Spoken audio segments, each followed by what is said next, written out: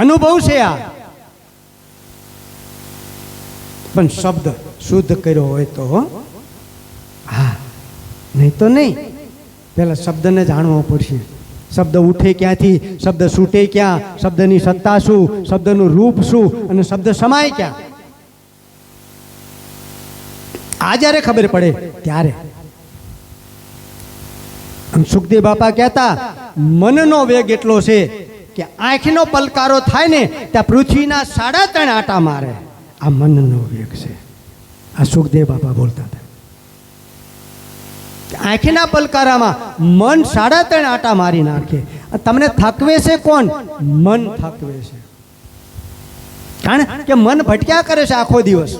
અને જેની ઉપર મન જાય, રોગિષ્ટ ઉપર ના હોય, તમારે રોગિષ્ટ હોય એની ઉપર મન જાય એટલે તમે રોગ જેવા થઈ જાઓ, તમે ઢીલા પડી જાઓ. તમારે જોજો.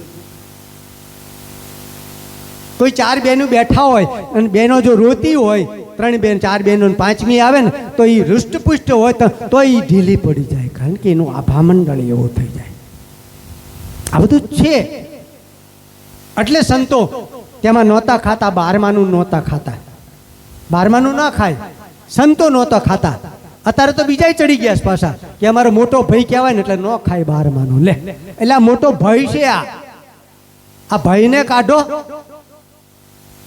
12માનું નહીં ખાવું એટલે અન્નની અંદર એટલી તાકાત છે કે જેવા વિચારો કરો એ અન્નની અંદર જાય અને એ અન્ન આપણા ઘરના કોઈ વ્યક્તિ ખાય એમના વિચારો પણ એવા થાય. એટલે તમે નથી કહેતા કે આશ્રમમાં જોતો બાપુ અમે ઘરે તો મોહનથાળના બટકે 8-10 ખાઈ જેવી છે, અહીં તો માંડ 2 ખવાય. કારણ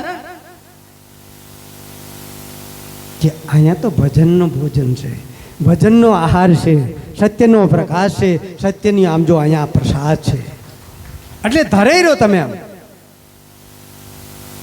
અંદર તમને આહુતિઓ મળી રહે. તમને જેમ સમધિઓ આપણે આપીએ છીએ હવન કુંડમાં, એમ આમાંય સમધિઓની આહુતિઓ આ સત્સંગ દ્વારા તમને મળી રહે. અને તમે ડબલ ખાતા હોય ને અહીં તમે અડધું માંડ ખાઈ શકો. તમે સમજી લેજો સત્સંગનો એક પ્રતાપ છે.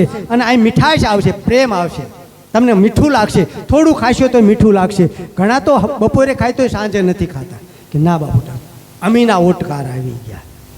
કોઈ ઘરે જ આવતો હોય એ બેનનો ભાવ એવો હોય, એને રસોઈ સારી હોય, એનો આમ આનંદ હોય કે આવો આવો મારા વાલા, આવો આવો જમીન થઈ જાઓ, ખાધા વગેરે જતા નહીં. અહીંયા તમે ખાશો ને, અહીંયા ભોજન પ્રસાદ લેશો ને તો તમને અમીના ઓટકાર આવશે. અને તમને આમ જો આખો દિવસ લીલા લહેર જેવા જાય છે.